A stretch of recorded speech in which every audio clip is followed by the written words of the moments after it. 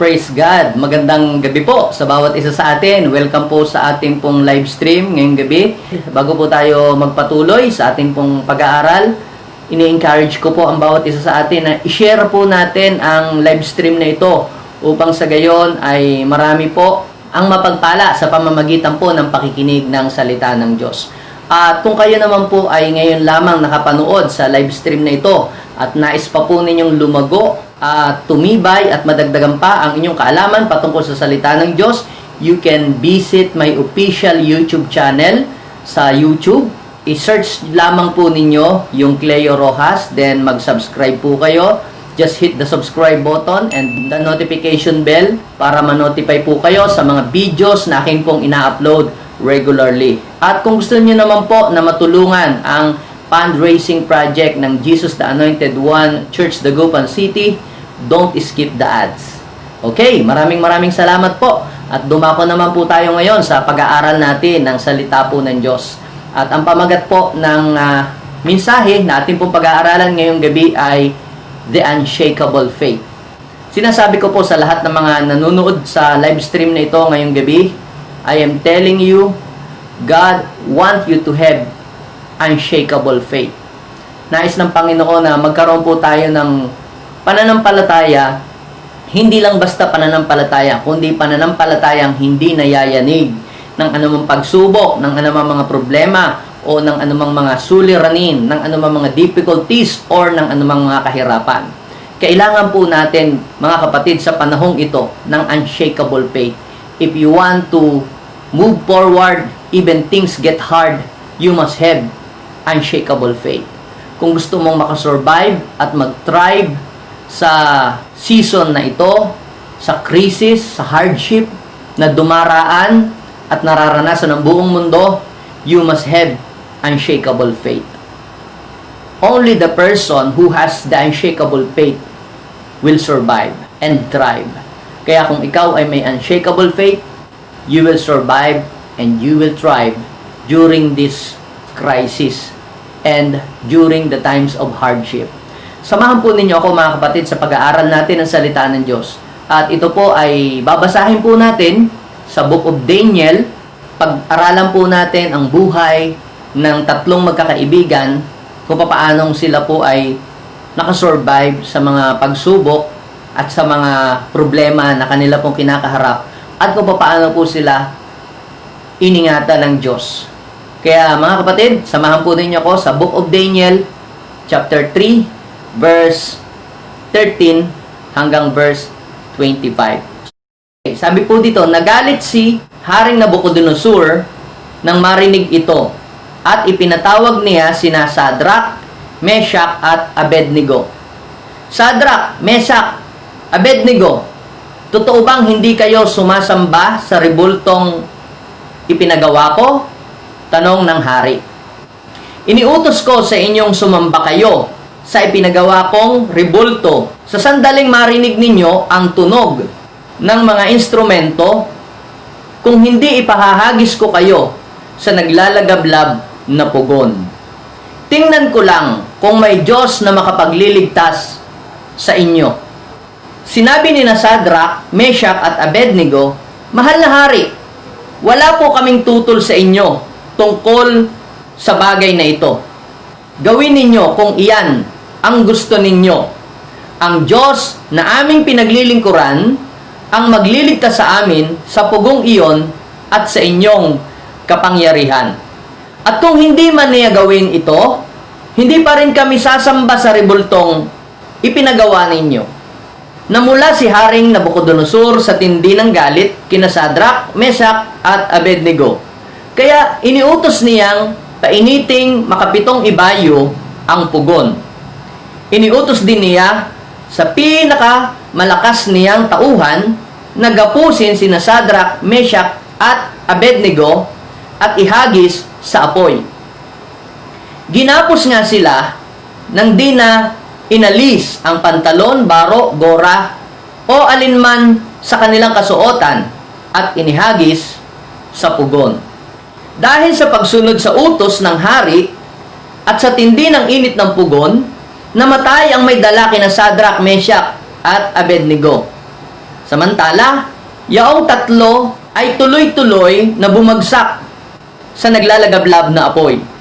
Walang ano-ano'y napalundag.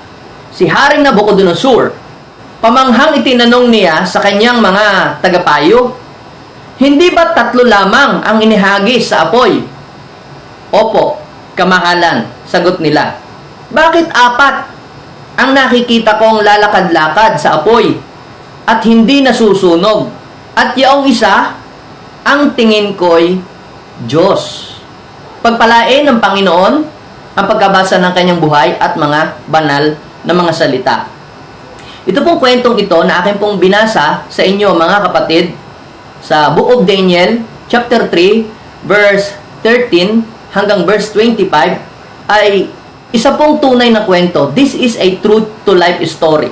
Hindi po ito kathang-isip lamang na kwento, hindi po ito isang talinhagang kwento, kundi ito'y totoong nangyari sa buhay ng tatlo pong Hudyo na nananampalataya sa Diyos na gumawa ng langit at lupa.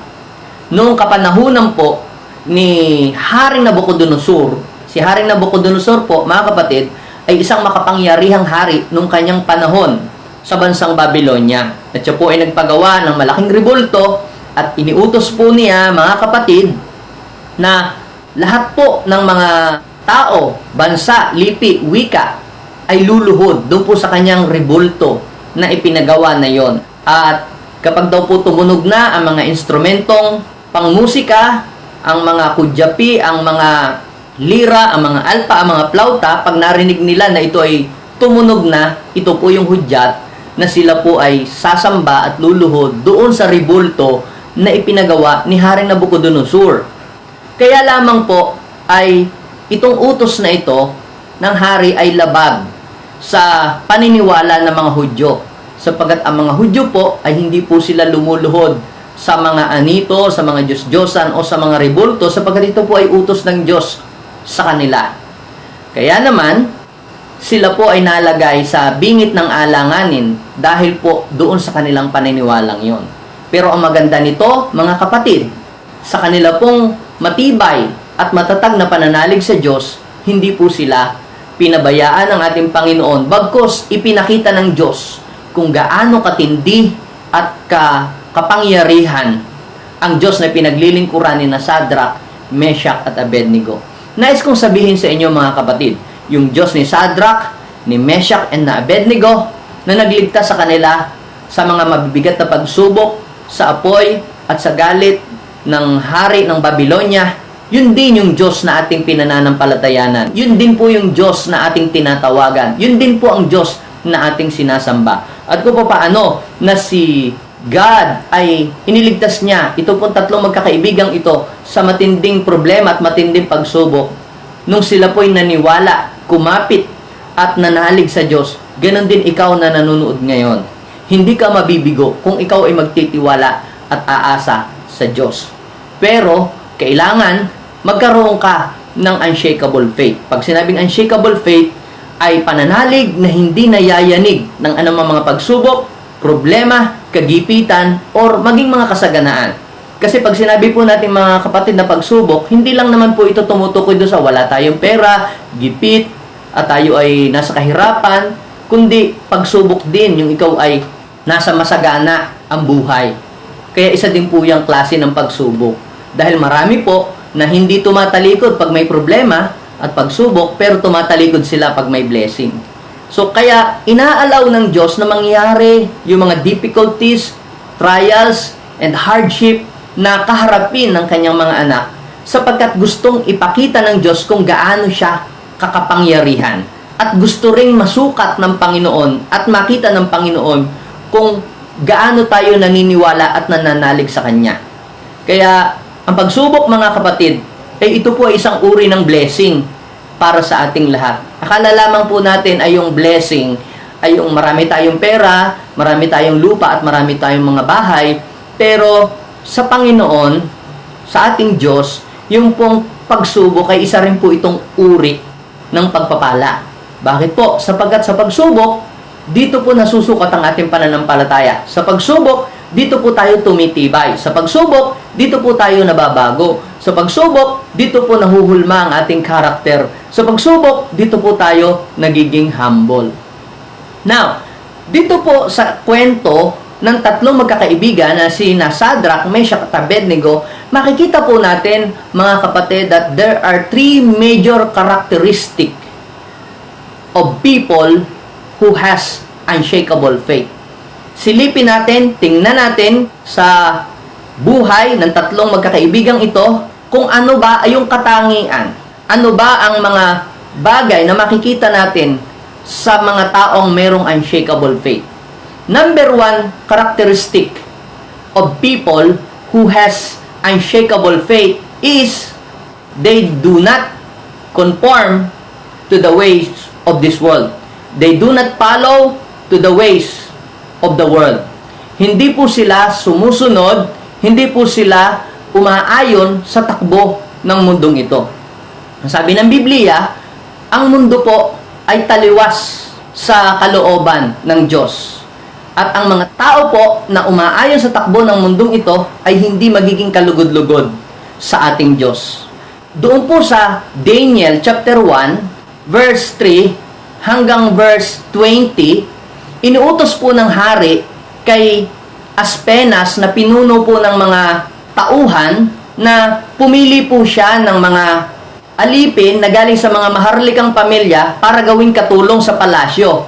Kaya lamang, bago po ito gawing katulong, kinakailangan pong dumaan po sa 3 years na training. Sila po ituturuan ng Chaldean language. Nahirang po si Shadrach, Meshach at Abednego, mga kapatid. Papakainin daw po sila ng kahit na anong mga pagkain, ng mga alak at mga pagkain ng hari. Ngayon, para po hindi magkasala, si Daniel, si Shadrach, Meshach at Abednego, mas pinili po nila na kumain na lamang po sila ng gulay at saka tubig na lamang para hindi po sila magkasala sa Diyos sa pamamagitan ng kanilang mga kinakain. Alam nyo po, hindi po nag-conform si Shadrach, Meshach at Abednego at pati po si Daniel na kanila pong kaibigan. Hindi po sila nag-conform. Kahit malayo po sila sa kanilang tahanan, sila po ay nasa ibang bansa, pero sila po, mga kapatid, ay hindi nag-conform sa takbo ng mundo. Yung pong kanilang mga kaklase sa school, puro po bulakbol ang ginagawa, puro po paglalasing, puro pag-iinom. Pero si Shadrach, Meshach at Abednego, sila po ay nag-focus sa kanilang pag-aaral. Maraming mga kabataan na sila ay nagbo-board, pumapasok sa Maynila, pumapasok sa Baguio, pumapasok sa ibang lugar, na pagkamalayo po sa kanila ay ginagawa na po nila ang asal. Nagbibisyo, akala ng magulang, pumapasok, yung pala nagbubulakbol, naglalaro, padala ng pera yung mga magulang nila pero hindi naman pala pumapasok. Si Shadrach, Meshach, Abednego at si Daniel, hindi po nila ginagaya yung pong ginagawa, buhay at mga nakakasanayan ng mga kabataan sa panahon po nila. Yung po mga kabataan noon ay wala po silang takot sa Diyos. Sila po ay namumuhay sa kasalanan. Pero sina Daniel, Shadrach, Meshach at Abednego ay hindi umayon sa takbo ng mundo. Alam niyo po, kapag ka pala ang isang tao ay may unshakable faith, they do not follow to the ways of this world. They do not conform to the ways of this world. At dahil po sila ay hindi nag-conform to the pattern of this world, ito pong mga kabataang ito, sina Shadrach, Meshach, Abednego, kasama ni si Daniel, mga kapatid, sila po ay nakaranas ng favor. They experience favor. Number one, favor of men. They have experienced the favor of men. Sila po ay pinahintulutan na kumain ng gulay. Bagamat yun po ay labag sa kautusan sa Babylonia, pero sila po ay pinaburan at pinayagan ayon po doon sa kanila pong request na gulay lamang at tubig ang kanila pong kakainin. Pangalawa, they have experienced the favor of God. Doon po sa verse 17 ng chapter 1 ng Daniel, sila po'y binigyan ng Diyos ng karunungan, ng kahusayang kaalaman, at kakayahang mag-interpret ng mga dreams. At alam nyo po, dahil sa favor ng Diyos sa kanila, sila daw po ay naging mas angat ang wisdom and knowledge kaysa doon sa mga kasinggulang po nila. Mga malnourished, yung pong mga kaedad po nila. Samantalang si Shadrach, Meshach at Abednego, sila po ay mga healthy ang kanila pong mga physical na pangatawan. Tayo po mga kapatid, kapag tayo ay sumunod sa kalooban ng Diyos, the Lord will give us a favor. We will experience favor of God and favor of men. And the Lord will give us a good health. Kaya kinakailangan po pala mga kapatid na sundin natin yung kalooban ng Diyos. Instead na tayo ay mag-follow to the things of this world, to the pattern of this world, we must choose to walk according to the will of God. We must choose to do the will of God. Kaya mga kapatid, kapag tayo ay hindi nag-conform sa takbo ng mundong ito, we will experience God's favor and we will experience the favor of men. Kagaya po ni Daniel, ni Shadrach, Meshach at Abednego. Pangalawa pong karakteristik mga kapatid na makikita natin sa mga tao po na merong unshakable faith, they obey God rather than men. Mas sinusunod po nila yung utos ng Diyos kaysa sa utos ng tao. Pag binasa niyo po yung Daniel chapter 3 verse 1 hanggang doon po sa verse 18, si Haring Nabucodonosor nagpagawa po siya ng rebulto na 90 feet ang taas at 9 feet ang lapad, at pagkatapos po ay iniutos niya sa mga tauhan niya, sa lahat ng nakasasakupan ng kanyang kaharian, na kapag narinig ang tunog ng mga instrumento na mga tugtugin, lahat ng tao ay luluhod. Kahit sino ka pa, hindi ka po pwedeng hindi susunod doon. Kinakailangan mong sumunod kasi yun ang utos ng hari dito sa lupa. Pero kapag ka hindi po sumunod, ang sabi po ng Biblia, doon sa kwento, sila po ay itatapon sa nag-aalab na pugon, naglalagablab na pugon. Kaya nung tumunog na po ang instrumento na hudyat para sumamba sila sa rebulto, sumamba ang mga tao, lumuhod po sila sa rebulto, pero si Shadrach, Meshach, Abednego po ay hindi po sila lumuhod. Hindi po sila sumunod doon po sa utos ng tao. Bakit po? Kasi po may utos po ang Diyos sa kanila. Sa Exodus chapter 20 verse 1 to 6 na huwag po silang luluhod at sasamba doon sa mga rebulto. Yun po ay kabilin-bilinan po sa kanila ng kanilang mga magulang, sapagkat ito po ay binigay ng Diyos na covenant sa kanila doon sa Mount Sinai na walang ibang Diyos na sasambahin at luluhuran at yuyukuran, kundi yun lamang Diyos na gumawa ng langit at lupa, mga kapatid. Kaya mas sinunod po ng tatlong ito yung utos ng Diyos kaysa sa utos ng tao.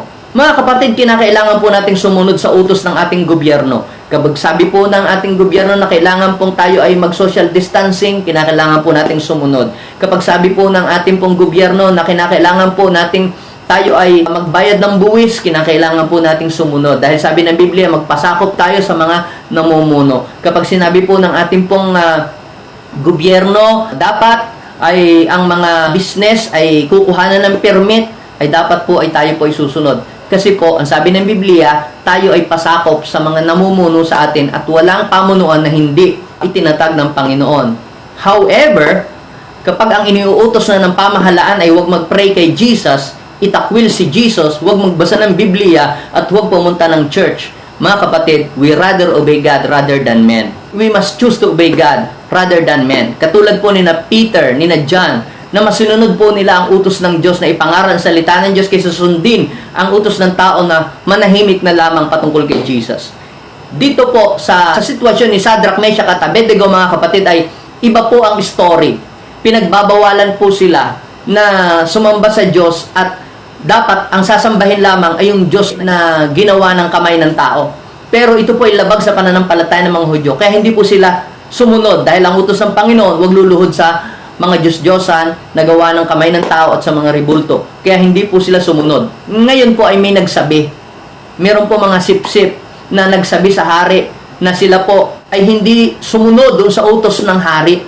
Kaya sila po ipinatawag ng hari na si Nabucodonosor. Sabi na, Shadrach, Meshach, Abednego, may nagsabi na hindi daw kayo sumunod doon sa aking utos. Diba, kabilin-bilinan ko na kapag tumunog ang hudyat ng instrumento, lahat ng tao ay luluhod sa rebultong aking ipinagawa. Kung hindi, tatapong ko sa naglalagablab na pugon. Alam niyo po, sabi ni Shadrach, Meshach at Abednego, mahal na hari, gawin na po ninyo ang gusto ninyo. Itapon na ninyo kami sa pugon kung gusto ninyo, pero hindi pa rin kami susunod sa inyo na paluhurin kami dyan sa rebultong yan. Ang Diyos na aming pinaglilingkuran ang magliligtas sa amin sa pugong yon at sa inyong kapangyarihan. Sabi doon sa verse 18, at kung hindi man kami iligtas ng Diyos, hindi pa rin kami sasamba diyan sa rebultong yan na inyong ipinagawa. So dito natin makikita mga kapatid that they choose to obey God rather than men. Mas pinili po nila yung utos ng Diyos kaysa sa utos ng tao. Alam niyo po mga kapatid, sa panahon natin, we need to have unshakable faith mga kapatid. At tao po na may unshakable faith, they do not conform to the pattern of this world. And they obey God rather than men. Dahil kung wala po tayong unshakable faith, masusundin natin yung utos ng tao kaysa utos ng Diyos. Kaya darating ang araw, kapag ang mga tao po, wala po silang mga unshakable faith, tatanggap na po sila ng tatak ng halimaw. Tatanggap na sila ng markang 666. Bakit? Sapagat ang utos ng gobyerno ay dapat ay sasamba sa halimaw at tatanggapin ang tatak ng halimaw. Pero yung mga mayroong unshakable faith like Shadrach, Meshach at Abednego, hindi po sila tatanggap ng 666. Hindi po sila tatanggap ng mark of the beast. Kagaya po ng pananampalataya ni Shadrach, Meshach at Abednego na ang Diyos ang magliligtas sa amin. Hindi man niya kami iligtas, hindi pa rin kami sasamba dyan sa rebultong yan. Kaya we must have unshakable faith na hindi tayo magpapatatak sa noo at sa kamay at tatanggap ng tatak ng halimaw. Sapagkat ang sabi ng Biblia, kapag wala kang tatak, hindi ka makakabili, hindi ka makakapagbenta ng iyong mga produkto. Pero kung ikaw ay may faith, like Shadrach, Meshach at Abednego, hindi ka tatanggap ng tatak ng halimaw. Hindi ka tatanggap ng mark of the beast. Kapatid, dito natin makikita na kapag pala mas sinunod mo ang Diyos kaysa sa tao, mararanasan mo ang pag-iingat at ang pagliligtas at ang pagsama ng Diyos. Babak-apang ka ng Diyos. Sasama ang Panginoon sa iyo kapag ka sinunod mo ang kanyang mga utos. Ito po yung pangatlong karakteristik, mga kapatid, ng taong meron pong unshakable faith. They never turn their back away from God in difficult times. They never turn their back away from God in difficult times. Hindi sila tumatalikod sa Diyos kahit sa panahon ng pagsubok, kahirapan, problema o kagipitan. So, ano po ang nangyari, mga kapatid? Daniel chapter 3 verse 17 to 18, ang Diyos ang magliligtas sa amin sa apoy na yan at sa inyong kapangyarihan. At hindi man kami iligtas ng Diyos, hindi pa rin kami sasamba. Tingnan po ninyo, kahit sa kagipitan, hindi sila tatalikod sa Diyos. Hindi nila bibitawan yung kanilang pananampalataya. At dahil po sa kanilang statement na yon, sabi ng verse 19, nagalit po si King Nabucodonosor at siya po ay talagang nagpanting ang tenga sa galit. Dahil sa tindi ng kanyang galit, inutos niya sa kanyang mga tao na painitin ng 7 ibayo yung pong pugon. Ang sabi po doon sa Daniel chapter 3 verse 19 hanggang doon po sa verse 25, painitin ang pugo ng 7 ibayong init at inutusan niya yung kanyang pinakamalakas na mga tauhan ng mga maskulado, mga malalaking katawan na gapusin si Shadrach, Meshach at Abednego na hindi na naalis mga pantalon, mga damit, mga turbante, at dahil po sa pagsunod lamang yun sa utos ng hari. Kapag sinunod mo na sinunod yung utos lamang ng tao, hindi sa Diyos, ikaw ay mapapahamak. Kagaya ng dalawang yun na malaking tao, pero sila'y napahamak. Bakit? Isinunod lamang po niya yung utos ng tao, hindi utos ng Diyos. At dahil daw po doon sa pagsunod, doon kay King Nabucodonosor, napahamak po yung pong mga malalaking katawan na macho. At nabitawan po si Shadrach, Meshach at Abednego doon sa pugon. Sabi ng Biblia, dire-diretso sila sa apoy. At nakita po, mga kapatid, ni King Nabucodonosor, at siya po'y napalundag at na-amaze siya. At sabi niya doon sa kanyang mga tauhan, hindi ba ang ipinatapon ko ay 3 sa apoy? Opo, sabi ng kanyang mga kasamahan, ay bakit ang nakikita ko ay 4? At lalakad-lakad at hindi nasusunog. At yung isa, ang tingin ko ay Diyos. Kaya dito natin makikita, mga kapatid, na kapag ka pala ikaw ay merong unshakable faith, number 1, you will experience God's deliverance in times of trouble, in times of trials and difficulties. Sa panahon ng kagipitan, patutunayan ng Diyos na siya ay makapangyarihan. The Lord will never leave you nor forsake you. Kahit nasa gitna ka ng kahirapan, kagipitan o bingit ng mga problema, iingatan ka ng Panginoon. Patutunayan ng Diyos ang kanyang pangako that God will never leave us nor forsake us. Ang pangalawa, mga kapatid, na benepisyo kapag meron kang unshakable faith, mga kapatid, the name of God will be glorified. Alam niyo po, lumapit po si King Nabucodonosor doon po sa tatlo. Tinawag po sila. Sabi, halika kayo. Alam niyo po, siniyasan si Shadrach, Meshach at Abednego, hindi po nasunog ang mga balat, pati mga damit, pati mga sombrero, lahat-lahat. Hindi daw po nag-amoy usok, ang sabi ng Biblia. At alam niyo po, sabi po doon sa verse 28 ng Daniel chapter 3, verse 28 and 29, purihin ang Diyos ni Shadrach, Meshach at Abednego. Hindi nila sinunod ang utos ko na lumuhod sa rebolto, mas pinili pa nilang itapon sa pugon kaysa sa sumunod sa aking utos. Kaya sabi niya, purihin ang Diyos. Purihin ang Diyos ni Shadrach, Meshach at Abednego. Napa-praise the Lord po yung pong unbeliever king.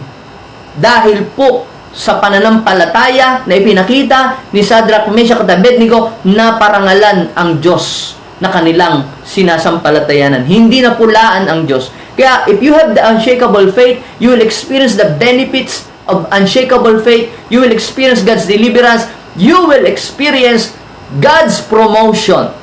You will experience deliverance. You will experience God's promotion. Sabi po doon sa verse 30. Tingnan nyo, chapter 3 verse 30. Ipinromote daw po itong tatlong ito sa kanilang tungkulin. Gumawa po ng kasulatan si King Nabucodonosor na walang ibang Diyos na dapat kilalanin kundi yung Diyos ni Shadrach, Meshach at Abednego. At ang hindi gagalang sa Diyos ni Shadrach, Meshach at Abednego ay kakatayin. At sila'y wawasakin ang mga bahay. Sapagkat walang ibang Diyos na makapagliligtas kagaya ng Diyos ni Shadrach, Meshach at Abednego. Kapatid, kinakailangan po natin na magkaroon ng unshakable faith. At ang tao po na merong unshakable faith, meron po siyang boldness to stand in front of the enemy. Ang tao pong may unshakable faith, mga kapatid, they have the boldness to stand in the midst of trials. They have confidence sa kanila pong Diyos na pinananampalatayanan. At they are not afraid even sa anumang mga problema na kanilang kinakaharap. Kaya, mga kapatid, atin pong taglayin yung tatlong pangunahing katangian ng mga taong may unshakable faith. If you have the unshakable faith, dapat hindi ka nagko-conform sa mundong ito. Hindi ka umaayon sa takbo ng mundong ito. Pag ang mundo nagpatato ka na din. Nauso ang hikaw sa dila, sa ilong, gaya ka na din sa mga taga-mundo. Yun po, mga kapatid, ay pakikiayon sa takbo ng mundong ito. Pag ang mundo nauso yung nagsira-sira ang mga damit, gaya ka na din. Kapatid, we must be different. Ang isang tao na merong unshakable faith ay hindi na titinag at hindi na iingganyo na gayahin yung mga mali na ipinakikita ng mundo. Bagkus tayo po, mga kapatid, ay dapat ay maging modelo ng mga taga-mundo. Ipakita natin ang liwanag. Number 1 characteristic ng isang tao pong may unshakable faith, they never conform to the pattern of this world. Nag-iinom po yung mga kaklase ni Daniel sa school po nila noon sa Babylonia, pero sila po hindi po sila nakikipag-inuman. Gulay lamang po at tubig ang kalapong kinakain. Pinahalagahan po nila yung kanila pong health. Kaya naman naranasan nila yung favor ni Lord at saka yung favor ng tao.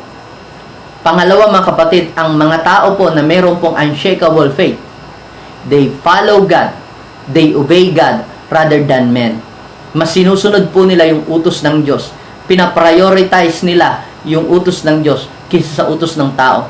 At dahil po sa kanilang pagsunod sa utos ng Diyos, sila po ay iningatan ng Diyos. At ang pangatlo, mga kapatid, na karakteristik ng tao po na merong unshakable faith, they never turn their back away from God in difficult times. Na kahit nasa bingit ng kamatayan o problema o kagutuman o kahirapan, hindi sila tumatalikod sa Diyos. Marami po mga tao, pag may pagsubok, may problema, persecution, tumatalikod na, kumakalas na sa pananampalataya, umaalis na sa church, nag-give up na, nag-quit na sa kanilang paglilingkod, umaayaw na, itinatakwil ang pananampalataya. Pero ang mga tao pong may unshakable faith, sila po ay katulad ni Shadrach, Meshach, Abednego, na kahit po sila'y pagbantaan, kahit po sila'y nasa kagipitan, hindi po sila bumibitaw sa Diyos. And you know what happened to them? nakamtan po nila mga kapatid ang reward ng kanila pong pananampalataya. Ano po ba yung reward na yon, mga kapatid? Yung number one reward, they experience God's deliverance. Sila po ay iningatan ng Diyos sa mga pagsubok, sa apoy, at sa kapangyarihang ni King Nabucodonosor. At ang pangalawa, mga kapatid, nag-glorify ang pangalan ni Lord. Kaya kung ikaw ay may unshakable faith, the name of your God will be glorified through you. At ang pangatlo, mga kapatid, na makikita natin na reward, kapag meron kang unshakable faith, you will experience God's promotion. Pag binasa niyo po yung Daniel chapter 3 verse 30, sabi ng Biblia, itinaas sa tungkulin sina Shadrach, Meshach, and Abednego. If you have unshakable faith, the Lord will promote you. The Lord will lift you up. Itinaas si Daniel, itinaas din si Shadrach, Meshach, at Abednego. Ganon din ikaw. Yung Diyos ni Shadrach, Meshach, at Abednego, yun din yung Diyos na magpapala sa iyo. Kaya sa lahat ng mga nanonood sa live stream na ito, sinasabi ko po sa inyo, God want you to have unshakable faith. God want you to have unshakable faith.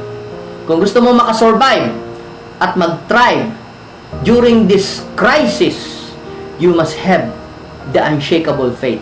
And if you have unshakable faith, humanda ka. Get ready for God's reward. You will experience God's deliverance, God's promotion, and the name of your God will be glorified through you. Makikilala ang Diyos mo ay makapangyarihan at walang katulad. So, tayo pong lahat, mga kapatid, ay dumulog sa Diyos. Huwag tayong bumitaw. Huwag tayong mag-give up sa ating pananampalataya. Tularan natin sina Shadrach, Meshach, at Abednego na kahit kagipitan, problema, ay hindi po sila tumalikod sa Diyos. Kahit nasa bingit ng kamatayan, hindi sila tumalikod sa Diyos. And because of their faith, pinatunayan ng Diyos na sila ay sinasamahan ng Diyos. Mga kapatid, hindi ka lugi kung ikaw ay nananampalataya sa Diyos. You will reap the benefits. You will experience the reward of your faith. Tayo ay lumapit sa Panginoon at manalangin ngayong gabi. Dumulog tayo sa Kanya at hilingin natin ang Kanyang presensya. Maraming salamat, Panginoon, sapagkat napakabuti mo po. Pinatunayan mo sa amin minsan pa na Ikaw ang Diyos na makapangyarihan na nagliligtas sa aming buhay. Salamat po sa inyong pag-iingat at sa inyong pagtulong. Lord, dumaan kami sa mga krisis sa mundong ito, pero Lord, nasa amin ang inyong pag-iingat. Kagaya sinabi mo sa iyong pangako that you will never leave us nor forsake us. Lord, idinideklara ko po sa lahat ng mga nanood ngayon sa live stream na ito, na iingatan niyo po sila, tutulungan at ilalayo sa mga kapahamakan. Lord, kung paano si Shadrach, Meshach, Abednego ay iningatan mo at inilayo mo sa kapahamakan at iniligtas ang kanilang buhay, ganon din lahat ng mga nanonood ngayon sa live stream na ito, ililigtas mo ang kanilang buhay, anuman ang kanilang kinakaharap, anuman ang kanilang encounter ng mga pagsubok, Lord, sila ay makakaalis dito, Panginoon. Lord, kung paano mo sinamahan sina Shadrach, Meshach, at Abednego, ganon din kami sasamahan mo. Maraming salamat. Lord, inaangkin namin, Panginoon, that we have unshakable faith. We have the unshakable faith. This is our prayer, O God. In Jesus' name, Amen and Amen. God bless po sa inyong lahat, mga kapatid, at muli po ay inaanyayahan ko kayo na sumubaybay, manood at makinig